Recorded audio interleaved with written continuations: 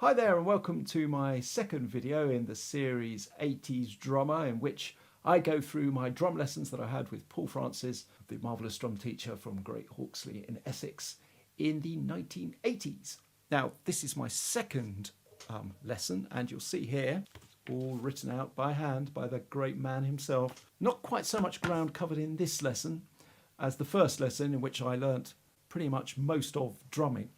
But I imagine that's because we also went over the material from the previous lesson as well. So what do we got here then? We've got some rock beats, just shifting the bass drums around really. So back beats as the other name for these now. I don't remember anybody calling them back beats when I was learning, but I didn't properly read very much around the subject other than what I was presented with. Rock beats is what I always thought of these as. And then beneath that we've got a shuffle beat.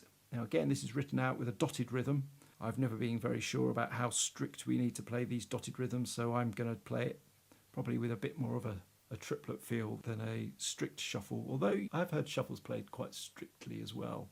Let's play through these mothers. This first one then, so it's a rock backbeat. We've got hi-hats, eighth notes on the hi-hat or quavers, and it goes like this. 1 and 2 and 3 and 4 and 1 and 2 and 3 and 4. Now the repeat bars. 1 and 2 and 3 and 4 and obviously we could try that a bit quicker.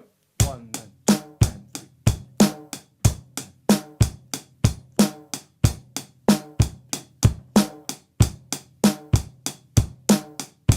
Everybody happy with that? The next one then, we have some more bass drums put in, slightly different pattern. Hand pattern stays the same though. So it goes 2 bass drums up front.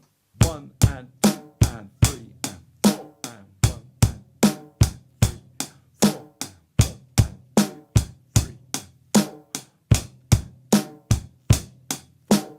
Do I need to break that down for you any slower? 1 and 2 and 3 and 4 and. Okay, so some nice little rock beats there. And I imagine when we were having the lesson, he would probably try to get me to play some kind of a fill with those maybe as well. So we could have a 1 and 2 and 3 and 4 and 1 and 2 and 3 and 4 and 1 and 2 and 3, 4 and 1 and 2 and 3.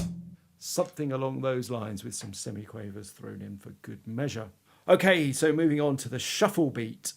1, a 2, a 3, a 4, a 1, a 2, a 3, a 4, a 1, a 2, a 3, a 4, a 1, a 2, a 3, a 4. And then we add in some more bass drums. So now the bass drums are on the first two, with the first 2 hi-hats on what I would count as 1, 1, a 2, a 3, a 4, a 1, a 2, a 3, a 4, a 1, a 2, a 3, a 4, a 1, a 2, a 3, a 4. So there we go, that's the next one. And then the final bar. So this is a bit of a killer for the shin bones, this one. This is one where you get to repeat the bass drums with the hi-hats. So all the way through you're going. Now if you've never done that before, you'll probably find it quite tricky because it's not an easy beat.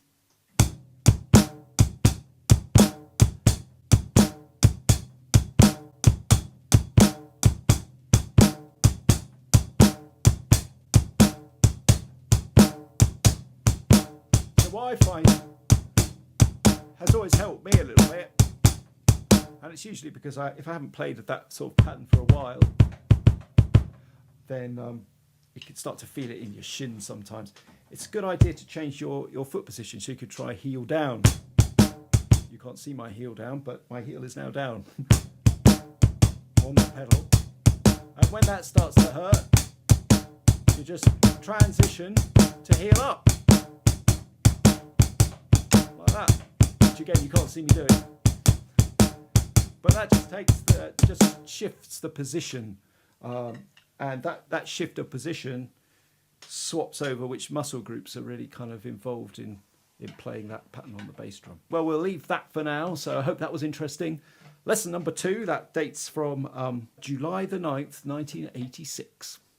There you go. Cheers, Paul, and bye-bye for now. See you in the next one. Thanks for watching that video. I hope you enjoyed it. Don't forget to subscribe, and also don't forget to check out drumcoach.co, which is my platform where I post lots of my content and also offer my services as a drum coach.